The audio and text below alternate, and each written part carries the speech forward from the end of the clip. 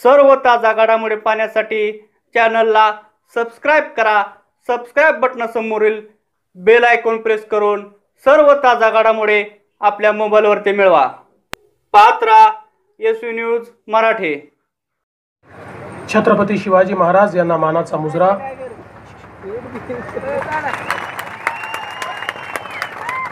पांडुरंगाचा आशीर्वाद घेऊन आज या भव्य अशा सभेमध्ये ज्यांचा प्रवेश होतोय ते या भागाचे एक प्रभावी नेते आणि आमचे मित्र कल्याणराव काळेजी, या कार्यक्रमाचे अध्यक्ष चंद्रकांतदादा पाटील, सहकार मंत्री सुभाष बापू देशमुख, या भागातले ज्येष्ठ नेते सुधाकर पंत परिचारक मोठे मालक, आपले लोकप्रिय उमेदवार रणजित सिंग नाईक निंबाळकर, त्यासोबत मंचावर उपस्थित सन्मान्य रणजित सिंह दादा मोहिते पाटील, शिवाजीराव सावंत, प्रशांतराव परिचारक, ज्यांनी आज प्रचंड चौकार आणि षटकार मारले ते आपले शहाजी बापू पाटील, मंचावर उपस्थित धनाजी तात्या साठे, राजकुमार पाटील, संभाजीराजे शिंदे, अविनाश कोळी, राजेंद्र पाटील, समाधान काळे, विजयराव डोंगरे, ज्यांनी आज या ठिकाणी प्रवेश केला ते सोलापुरातील एक नामवंत व्यक्तिमत्व श्री रोंगे सर, त्याचप्रमाणे गोडकेजी, पवारताई, मंचावर उपस्थित भारतीय जनता पार्टी, शिवसेना, रिपाई, रासप या महायुतीचे सर्व पदाधिकारी आणि ज्यांनी कल्याणरावांसोबत भारतीय जनता पक्षामध्ये प्रवेश केला त्या माझ्या सर्व भगिनी आणि बंधूंनो, मी सर्वप्रथम आपल्या सर्वांचं भारतीय जनता पक्षामध्ये मनपूर्वक स्वागत करतो। बंधू भगिनींनो, विजयराव चौगुले देखील या ठिकाणी आहेत, मी त्यांचं नाव घ्यायला विसरलो। बंधू भगिनींनो, भारतीय जनता पार्टी ही कोणाच्या मालकीची पार्टी नाही आहे, ही कोणा परिवाराच्या मालकीची पार्टी नाही आहे, कोणा घराण्याच्या मालकीची पार्टी नाही आहे। भारतीय जनता पार्टी ही सामान्य कार्यकर्त्याच्या मालकीची पार्टी आहे। त्यामुळे ज्या क्षणी तुम्ही भारतीय जनता पक्षामध्ये प्रवेश घेता त्या क्षणी तुम्ही भारतीय जनता पक्षाचे मालक बनता।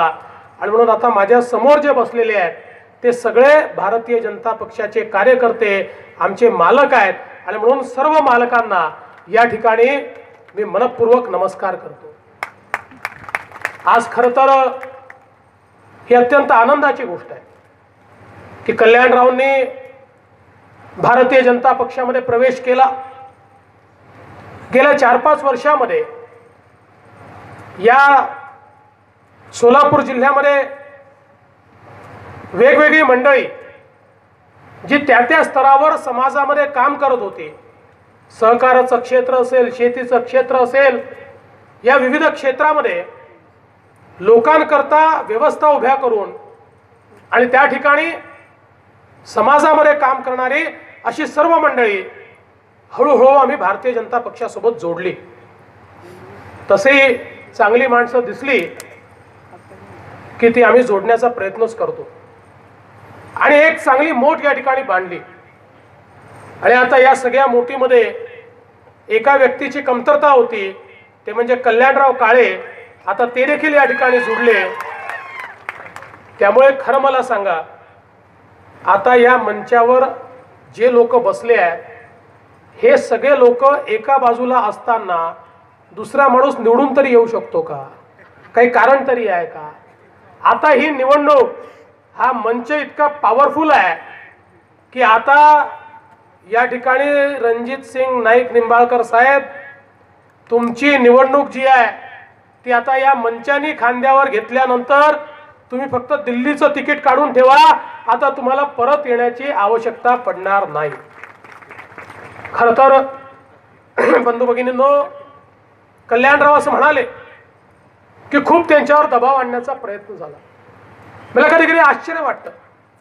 अहो, या ठिकाणी आम्ही देखील सरकारमध्ये आहोत आणि मग अशी रणजितसिंग दादांनी सांगितलं, सरकार चालवत असताना आमच्याकडे शेतकऱ्यांची समस्या घेऊन, कारखान्याची समस्या घेऊन कोणी आलं, आम्ही त्याला कधी हे विचारलं नाही तो कुठल्या पक्षाचा आहे. आज जर केवळ एवढा निकष असेल की ज्याला आम्ही मदत केली त्यांनी आमच्यासोबत आलंच पाहिजे, जसा दबाव कल्याणरावांवर टाकण्याचा प्रयत्न केला, मी तुम्हाला प्रामाणिकपणे सांगतो, अर्धी काँग्रेस आणि अर्धी राष्ट्रवादी रिकामी करावी लागेल एवढं त्यांना आम्ही या ठिकाणी सरकारमध्ये आल्यानंतर मदत केली. कारण आम्ही मदत करत असताना नेहमी हे बघितलं की मदत कारखान्याला नाही आहे, ती शेतकऱ्याला मदत आहे. एक कारखाना जिवंत राहिला तर शेतकरी जिवंत राहतो, एक कारखाना जिवंत राहिला तर शेतकऱ्याच्या उसाला दाम मिळतो, त्या ठिकाणी काम मिळतं.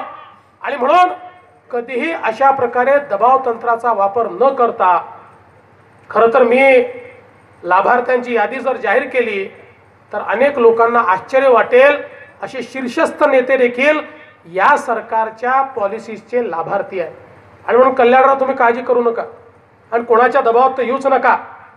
दबाव टाकणाऱ्यांचे दिवस आता संपले आहेत.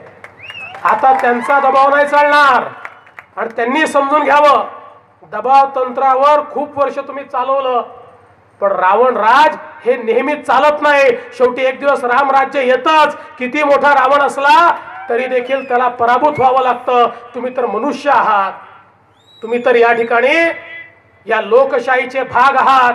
आणि म्हणून एक लक्षात ठेवा, आता दबाव तंत्र वगैरे काही नाही. कल्याणराव तुमच्या पाठीशी आता आम्ही उभे आहोत. बघू कोणाचा दबाव चालतो. कोणी दबाव टाकण्याचा प्रयत्न केला तर मला सांगा, रातोरात त्यांच्या दबावाची काय परिस्थिती होते ते मी तुम्हाला दाखवून देतो.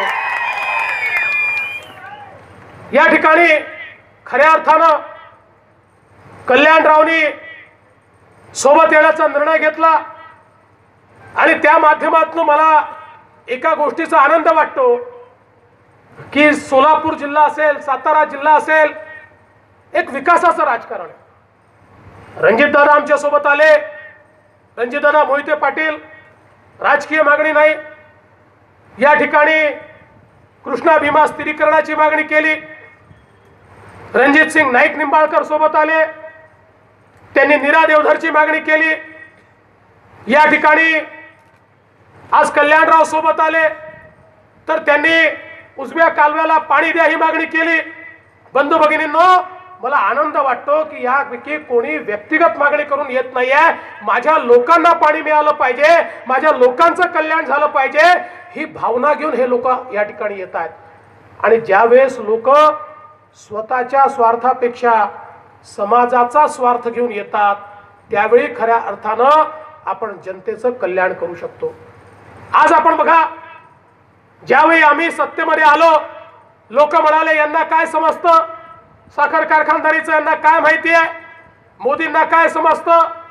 पण आज उसाच्या संदर्भात, FRPच्या संदर्भात, साखर कारखानदारीच्या संदर्भात जेवढे निर्णय हे मोदी साहेबांच्या सरकारनं घेतले, जेवढ्या सवलती मोदी साहेबांच्या सरकारनं घेतल्या, ज्यावेळेस जाणते राजे मंत्री होते तेव्हा देखील हे निर्णय होऊ शकले नाहीत, हे देखील या ठिकाणी अधोरेखित केलं पाहिजे. आज साखरेला मिनिमम सपोर्ट प्राइस किंवा minimum purchase price, selling price ही ह्या देशामध्ये कायदा तर 50 वर्षाचा होता, पण आमच्या शेतकऱ्यांना FRP मिळाला पाहिजे याकरता या कायद्याचा अवलंब केला पाहिजे.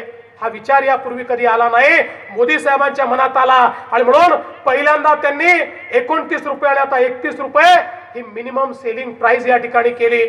कारखाने अडचणीत आले तर सॉफ्ट लोनची व्यवस्था त्या ठिकाणी केली. आज देखील 8 प्रकारच्या वेगवेगळ्या सवलती या मोदी साहेबांच्या सरकारमध्ये साखर कारखानदारी करता मिळाल्या आणि मला खरोखर आनंद आहे. आम्ही राज्य बँक असेल, राज्य सरकार असेल, आवश्यकता पडली तर 2000 कोटी रुपयाचं पॅकेज दिलं आणि या ठिकाणी कारखाने जिवंत राहिले पाहिजे हा प्रयत्न या माध्यमातून केला. एकीकडे कारखाने जिवंत ठेवले आणि मी सुभाष बापूंचं अभिनंदन करतो की दुसरीकडे महाराष्ट्र एकमेव राज्य असं आहे गेल्या 4 वर्षामध्ये FRP करता कुठलंही आंदोलन न होता या ठिकाणी 99% FRP ही शेतकऱ्यांपर्यंत आम्ही पोहोचवली। बंधू भगिनींनो, या ठिकाणी खऱ्या अर्थानं जे हे दावा करतात की कारखानदारी आमच्यामुळेच चालते, त्यांच्या काळातही जे निर्णय झाले नाहीत ते निर्णय या ठिकाणी आम्ही केले। सिंचनाचं देखील तेच आहे। आज आपण सांगा, या भागातल्या जेवढ्या योजना होत्या, साताऱ्याच्या, सोलापूरच्या, मग या ठिकाणी टेंबू, ताकारी, म्हैसाळ असेल, जी कटापूर असेल, त्या ठिकाणी उरमोडी असेल, या सगळ्या योजना 15 वर्ष या ठिकाणी बंद होत्या। मला आठवतं विधानसभेमध्ये लोकप्रतिनिधी बोलायचे, पण त्याला एक नवा पैसा मिळायचा नाही। आज त्या सगळ्या योजनांना माननीय मोदीजी, गडकरीजी आणि राज्य सरकारने मिळून केवळ मान्यताच दिली नाही, त्याला पूर्ण निधी दिला आणि आज इतक्या वेगानं काम चाललंय की अगदी सांगोल्याच्या शेवटच्या भागापर्यंत हे पाणी आम्ही पोहोचवणार आहोत। सोलापूर जिल्हा असेल, सातारा जिल्हा असेल, या ठिकाणी ज्या ज्या भागामध्ये दुष्काळ होता त्या त्या भागामध्ये पाणी पोहोचवण्याचं काम आम्ही करणार आहोत। आणि या ठिकाणी मी निश्चितपणे रणजित सिंग नाईक निंबाळकर यांना सांगू इच्छितो, आपण देखील जो मुद्दा मांडलेला आहे, खऱ्या अर्थानं मी आपल्याला आश्वस्त करू इच्छितो की आपलं सरकार हे काम करणारं सरकार आहे। त्यामुळे सिंचनाच्या संदर्भात, मग त्या ठिकाणी कृष्णा भीमा स्थिरीकरण असो, नीरा देवधरचे कालवे करणं असो, आपलं पळवलेलं पाणी असो, आम्ही पळवापळवी करत नाही, आपल्याच राज्यात भांडणं लावत नाही, प्रत्येकाला त्या ठिकाणी मदत मिळाली पाहिजे हा आपला प्रयत्न आहे। आणि म्हणून पाण्याचा महत्तम उपयोग करण्याकरता टेंबूमध्ये 50,000 हेक्टर ड्रिप इरिगेशनच्या माध्यमातून पाईप पद्धतीनं या राज्यातला सगळ्यात मोठा प्रोजेक्ट हा या सरकारनं या ठिकाणी केला आणि त्याचं काम देखील आम्ही सुरू केलं। एवढंच नाही तर जे उपसा सिंचन योजना आहेत, या उपसा सिंचन योजनांमध्ये आता शेतकऱ्याला केवळ 19% पैसे भरावे लागतात, 81% पैसा हा त्या ठिकाणी आपण सरकारच्या वेगवेगळ्या वतीनं भरतो। हा निर्णय देखील या ठिकाणी आपल्या सरकारनं घेतला। शेतकऱ्यांच्या पाठीशी सातत्याने उभं राहणारं सरकार आहे। आता इथेनॉलच्या संदर्भात मोठ्या प्रमाणात निर्णय घेतले। साखर कारखाने चालवायचे असतील तर कोजेन असेल, इथेनॉल असेल, हे सगळे योग्य प्रकारे चालले पाहिजे, त्याचे निर्णय आपण घेतले।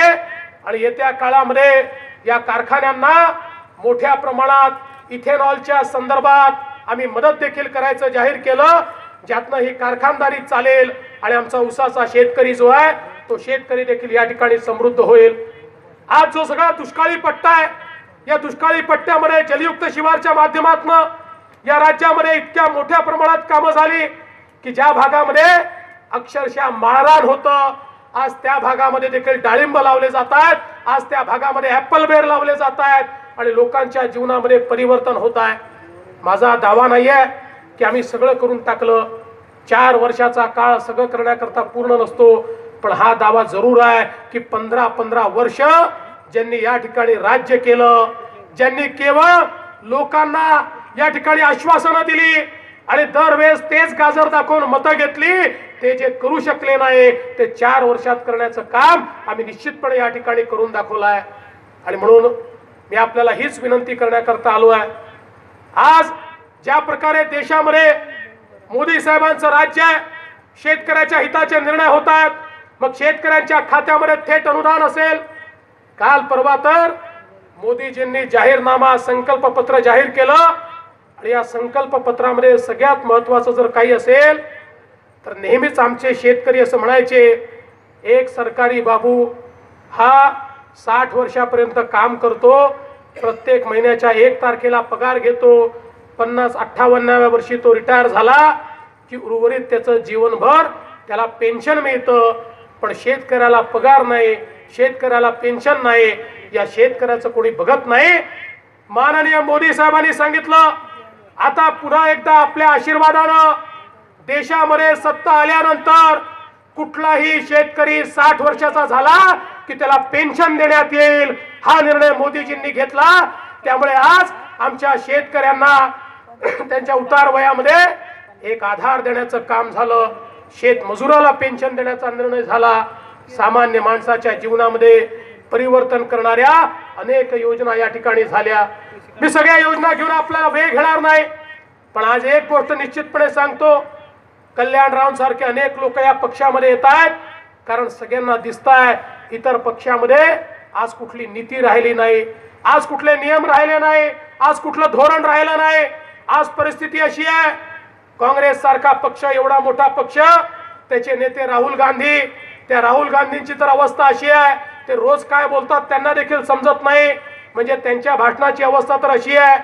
बंधू भगिनींनो, आपण जर टीव्हीवर एखादं सिरियल बघितलं तर त्या सिरियलच्या आधी एक सूचना येते आणि त्या सूचनेत लिहिलं असतं की या सिरियल मधले सगळे पात्र काल्पनिक आहे, यातलं कथानक काल्पनिक आहे, याचा कुठल्याही व्यक्तीशी संबंध जुळला तर तो योगायोग समजावा, हे निवळ मनोरंजनाकरता सिरियल आम्ही दाखवतोय. काही दिवसांनी राहुल गांधींचं भाषण असेल तर त्याच्या आधी टीव्हीवाले असंच दाखवतील, या भाषणातले सगळे मुद्दे काल्पनिक आहे, या भाषणामधलं सगळं कंटेंट काल्पनिक आहे, याचा कुठल्याही वास्तविकतेशी संबंध नाही आहे, संबंध आढळला तर तो योगायोग आहे. तुम्ही तुमच्या जबाबदारीवर भाषण ऐका, भाषणावर विश्वास ठेवला तर तुम्ही जबाबदार असाल, आम्ही जबाबदार असणार नाही, आम्ही केवळ मनोरंजनाकरता हे भाषण दाखवतो. ही अवस्था या ठिकाणी राहुल गांधींची आहे. आणि दुसरीकडे पवार साहेबांची अवस्था तर अजूनच वेगळी आहे. आता मला सांगा, ती टीम काय मॅच खेळेल ज्याचा कॅप्टनच घरी गेला? ओपनिंग बॅट्समन म्हणून कॅप्टन उतरला आणि उतरल्यानंतर सांगितलं सेंचुरी मारतो, सेंचुरी मारतो, आणि 8व्या दिवशी सांगितलं मी रिटायर आहे, मी आता लढतच नाही. बंधू भगिनींनो, ही टीम आमच्याशी काय मुकाबला करणार आहे? या टीमचे दिवस गेले, आता या टीमचे दिवस आहे. आता राज्य ही टीम चालवणार आहे, ती टीम नाही, ती टीम संपलेली टीम आहे. आता देशात नाही, राज्यात नाही, आता देशात आणि राज्यात ही टीम या ठिकाणी काम करणार आहे. आणि म्हणून तुम्हाला विनंती आहे, तुमचा आशीर्वाद हा या टीमच्या पाठीशी उभं करा. आम्ही तुम्हाला या ठिकाणी शब्द देतो, आम्ही शब्दाचे पक्के लोक आहोत, आम्ही राजकारणी नाही आहोत, आम्ही केवळ राजकारण करून या ठिकाणी मोठे झालेले नाही आहोत, समाजाची, सामान्य माणसाची सेवा केली म्हणून इथपर्यंत पोहोचलो आहोत. आणि म्हणून हे जे सगळे प्रश्न या ठिकाणी निर्माण झाले आहेत, या प्रश्नाला निश्चितपणे या ठिकाणी उत्तर दिल्याशिवाय आणि या संपूर्ण प्रश्नांचं या ठिकाणी खऱ्या अर्थानं निराकरण केल्याशिवाय आम्ही थांबणार नाही. खरं म्हणजे या महाराष्ट्रामध्ये सिंचनाच्या संदर्भात अनेक गोष्टी आपल्याला पाहायला मिळाल्या. मागच्या काळामध्ये शेतकऱ्यांनी ज्यावेळेस पाणी मागितलं त्यावेळेस त्यांना काय देण्याचं कबूल केलं, त्यावेळेस अजितदादांनी काय सांगितलं आपल्या सगळ्यांना माहिती आहे.